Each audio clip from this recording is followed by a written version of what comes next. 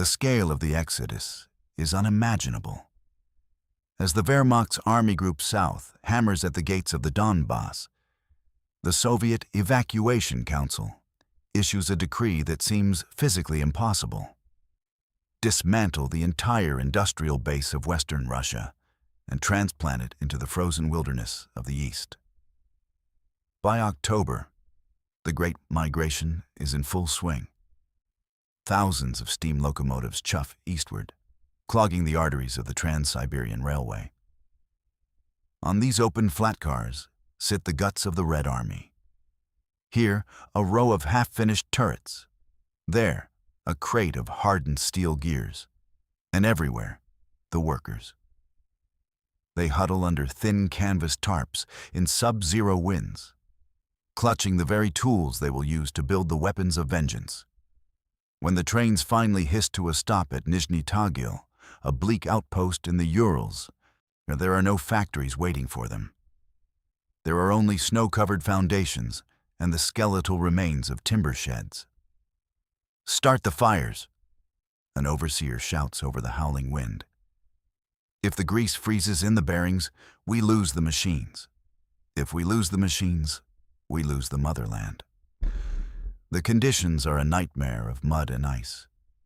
Workers, many of them teenagers whose fathers are already dead at the front, sleep on the dirt floors of the factory sheds. Food is a thin gruel of sawdust-heavy bread and watery cabbage. Yet, within weeks of arriving, the first chimneys begin to belch black coal smoke into the Siberian sky. The Ural Vagonzavod factory number 183 is born. On the assembly line, the T-34 undergoes a brutal evolution. There is no time for the fine finish of a German Panzer III. The welds are thick and ugly, like scars. The interior is unpainted, smelling of raw iron and sweat. The seats are hard wood, but the 76mm gun is true, and the wide tracks are ready for the Russian mud. Back at the front, German General Heinz Guderian stares through his binoculars at a ridgeline. He has destroyed 6 Soviet tank brigades in a month. By his calculations, the Red Army should be out of armor. But as the morning mist lifts, he sees a sight that haunts his journals. Dozens of brand-new T-34s, their paint still tacky, cresting the hill in a wave of clattering steel. The Soviet soldier doesn't know how the factory survived. He only knows that when his tank is blown out from under him on Tuesday, a fresh one is waiting for him at the railhead by Friday. Then the invincible German army is about to discover that they aren't fighting a military. They are fighting a conveyor belt. December 1941. The temperature at the Ural Vagonzavod factory has plummeted to minus 40 degrees Celsius. Inside the cavernous assembly halls, the air is so cold that a worker's breath freezes into a rime of frost on their wool scarves. There are no walls on the eastern side of the plant yet, only giant canvas sheets flapping violently in the Siberian blizzard. 13-year-old Alexei grips a pneumatic wrench with hands wrapped in blood-stained rags. His father is missing in action near Vyazma. His mother is operating a lathe 3 rows over. They have been on the floor for 16 hours. "Don't let the oil freeze in the casings," a commissar shouts, his voice cracking. "Every minute we lose is a kilometer the fascists gain." The T-34 is being stripped of every luxury to satisfy the hunger of the front. Rubber is scarce, and so the road wheels are replaced with solid steel, creating a bone-jarring, deafening shriek as the tank moves, but saving precious resources. The complex radio systems are tossed aside. Only the platoon commanders will have them now. The rest will communicate with colored flags, like sailors in a storm. To a German engineer at Krupp or Henschel, this would look like a regression. To the Soviet High Command, it is a mathematical triumph. Every hour, a whistle blows, and a new hull is rolled out of the shed. There is no testing phase. There is no break-in period. A crew of fresh conscripts, many having never driven a car, let alone a 26-ton killing machine, climbs into the hatches. The tanks are driven straight onto the flat cars idling on the spur line. "Where are we going?" Alexei asks a driver as the engine roar fills the shed. "West," the driver yells back, slamming the hatch shut. "Until we hit something gray." By early 1942, the German intelligence reports begin to stutter in disbelief. General Halder, chief of the Army General Staff, stares at the maps in OKW headquarters. He had estimated Soviet tank production at 200 units a month.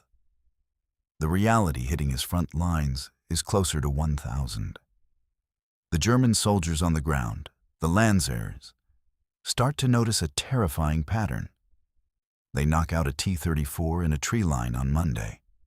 They lose 3 of their own Panzer IIIs to do it. By Wednesday, 3 more T-34s appear in the exact same tree line. They look identical. The same rough casting marks on the turret, and the same slapdash green paint. It is as if the earth itself is breathing them out. In the mud of the spring thaw, the T-34's wide tracks allow it to glide over terrain that swallows the narrow-tracked German tanks whole. A German anti-tank gunner, Gefreiter Hans Bauer, watches through his sights as a T-34 charges his position. He fires his 37mm door-knocker gun. The shell bounces off the sloped frontal armor like a pebble. "It's not fair," Bauer whispers, reloading with trembling hands. "We killed 10 of them yesterday. Where do they keep finding the steel? The answer lies in the Urals, where the Tankograd complex has become a city of ghosts and gears. The workers are no longer individuals. They are components of a single, massive organism. When a woman collapses from exhaustion, her neighbor slides into her place without a word, and the machines never stop. The T-34 has become more than a tank. It is the physical manifestation of a nation's refusal to die. But the real shock is yet to come.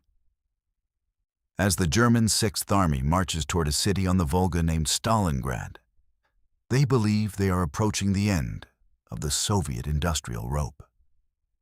They have no idea they are walking into the maw of a factory that won't stop producing even when the enemy is inside the lobby. August 23, 1942. The northern industrial outskirts of Stalingrad. The sky has turned a bruised, oily black as the Luftwaffe's 4th Air Fleet begins a firestorm that will level the city. But beneath the smoke, the Stalingrad tractor plant, STZ, is screaming with a different kind of noise. It isn't the sound of panic, it's the shriek of metal on metal. Inside the assembly hall, the air is thick with the smell of ozone and burnt coolant. Nikolai, a veteran welder with a missing finger from the Winter War, doesn't look up when a 500-kilogram bomb shatters the skylights overhead. Glass rains down like diamond dust, slicing into his shoulders. But his torch remains steady. He is fusing the turret ring to a T-34 hull. There is no time to paint it. There is no time to install the optical sights. The Germans are at the gates. "They've reached the gully," a runner shouts, his face pale with terror. Nikolai ignores him. He kicks the final pin into the drive sprocket. A crew of 3 soldiers, men who were pulling weeds in a kolkhoz 2 weeks ago, scramble into the freezing steel interior. They don't have uniforms, only grease-stained workers' overalls and padded tankers' helmets. "Drive it out," Nikolai bellows over the roar of the V12 diesel. The tank doesn't roll onto a train. It rolls straight off the assembly line, through the giant factory doors, and into a line of fire. The engine is still smoking from its first liter of fuel. The shells in the rack were handed to the loader through the factory window. 300 yards away, a platoon of German Panzer III AOSFJs from the 16th Panzer Division stops dead in their tracks. Their commanders, on peering through high-quality Zeiss optics, are baffled. They are looking at a T-34 that is still rusted red with primer, missing its mudguards and trailing a line of welding sparks behind it. It looks like a ghost from a graveyard. Crack. The T-34's 76mm gun barks, sending a high-explosive round into the lead Panzer's turret. The German tank erupts in a fountain of white-hot magnesium. For the German tankers, this is a psychological breaking point. They have spent months crossing the scorched steppe, believing they were destroying the last of the Soviet reserves. Yet here, in the heart of a dying city, the very buildings are giving birth to tanks. By October, the STZ is a skeleton of twisted girders. Snipers hide in the rusted husks of half-finished hulls.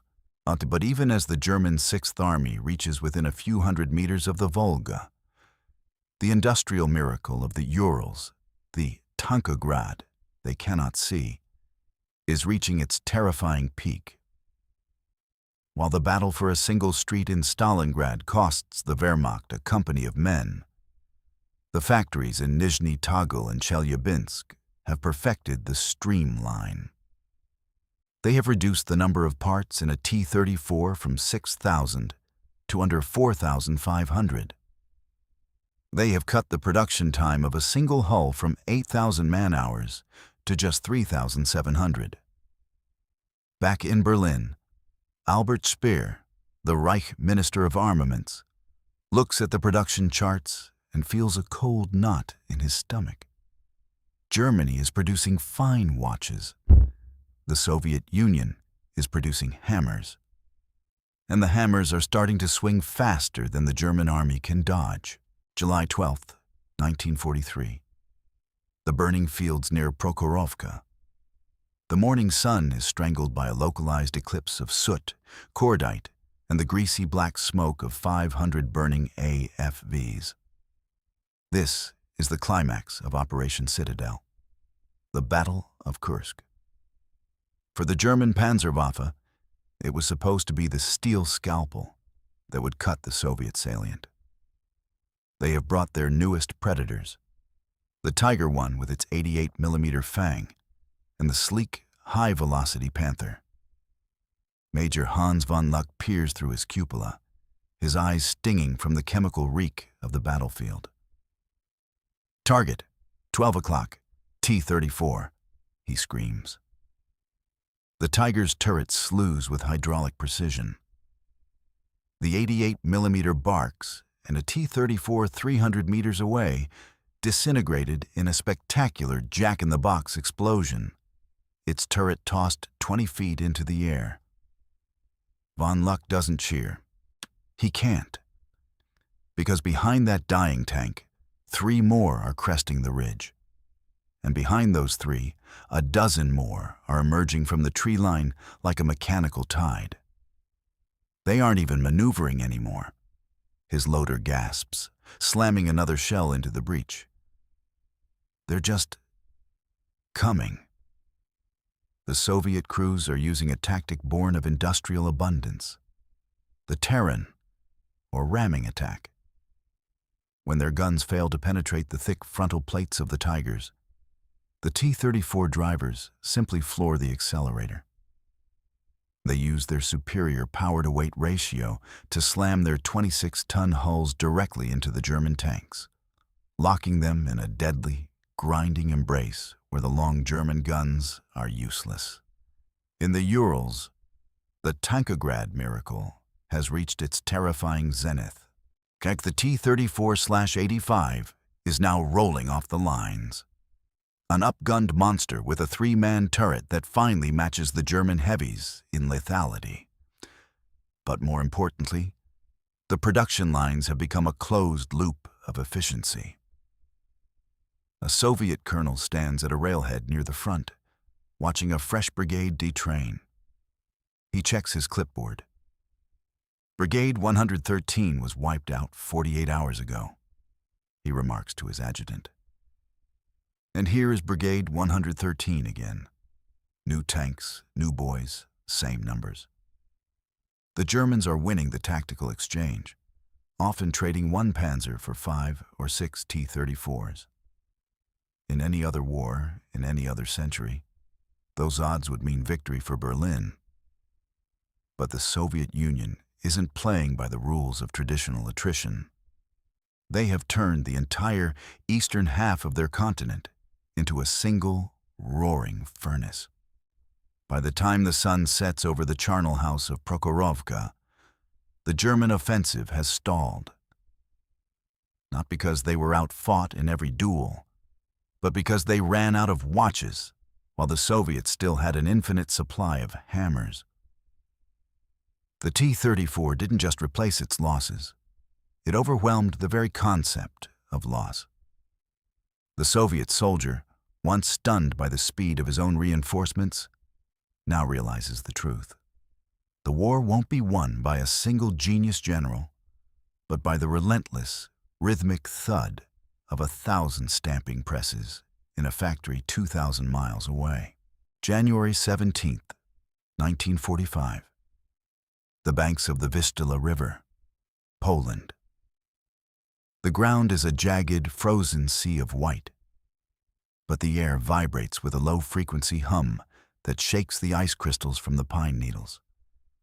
Oberleutnant Klaus von Richter, commanding a battered remnant of the 12th Panzer Division, stands atop a ridge. He has 2 Panthers left. They are masterpieces of engineering, lethal, precise, and sophisticated.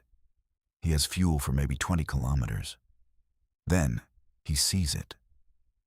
On the horizon, a black smear appears. It isn't a platoon, it isn't a company, it is an entire tank army. Hundreds upon hundreds of T-34/85s, their wide tracks churning the snow into a muddy gray wake. They move with a terrifying, singular purpose. My God, his loader whispers, peering through the rangefinder. We destroyed 100 of them at the crossing yesterday. Where did these come from? The answer, though von Richter cannot see it, lies in the final perfection of the Soviet industrial machine. By 1945, the factories in the Urals have moved beyond mere survival. They have achieved a flow state of total war. The T-34/85 has become a standardized icon of destruction. At the Omsk factory, they have mastered the assembly line pulse, where a finished tank rolls off the floor every 30 minutes, 24 hours a day, 7 days a week. The Soviet crews driving these machines are no longer the raw conscripts of 1941. They are the survivors of Stalingrad and Kursk. Men who treat the T-34 like a second skin. They know that if their transmission seizes or a shell cracks their turret, else they won't be waiting weeks for a specialized repair team from Berlin. They will simply hike to the nearest iron graveyard, strip apart from a wrecked hull with a sledgehammer and a wrench, and be back in the fight by dawn. As the T-34s swarm over the German positions, the sheer math of the war becomes a physical weight. Von Richter fires. A T-34 erupts in flames. He fires again. Another stops dead. But for everyone he kills, 3 more bypass his position, their 85mm guns swiveling toward the heart of the Reich. The German High Command had bet on quality, on the invincible Tiger and the perfect Panther. They forgot that in a war of continents, quantity has a quality all its own. They are being suffocated by the very industry they thought they had destroyed in the summer of 1941. The T-34 is no longer just a weapon. It is the heartbeat of the Red Army. It is the steel ghost of the factories that moved over the mountains. And as the treads of the lead tanks begin to bite into the soil of Germany itself, the message is clear. You cannot kill a machine that can recreate itself faster than you can destroy it. May 8th, 1945. The Tiergarten, Berlin. The smoke over the Reichstag is a thick, acrid shroud. Mikhail Kalashnikov, now a veteran of 1,000 kilometers of fire, stands on the scorched grass of the park. Beside him, his T-34 sits idling, its hull scarred by a dozen non-penetrating hits and one jagged gouge from a Panzerfaust. He looks down the long line of tanks stretching through the ruins of the German capital. There are thousands of them. They are dirty, they are unrefined, and their welds are still as ugly as they were in Nizhny Tagil. But they are here. Mikhail remembers the day the factory was moved, the screams of the Stukas, and the desperate scramble for the rail cars. He realizes now that the Germans didn't lose the war in the streets of Berlin or the ruins of Stalingrad. They lost it the moment the first Soviet worker fired up a lathe in a roofless shed in the Ural Mountains. The T-34 had done the impossible. It had outproduced the most advanced industrial power in Europe, while that power was actively trying to incinerate it. It was a victory of the assembly line over the artisan, of the hammer over the watch. As the red flag rises over the Brandenburg Gate, the T-34s begin to shut down their engines one by one. The silence that follows is heavy, broken only by the cooling of hot metal. The steel tsunami has reached its destination. The machines that were born in the mud and ice of 1941 have finally stopped moving. They have rewritten the history of the world with every rotation of their tracks.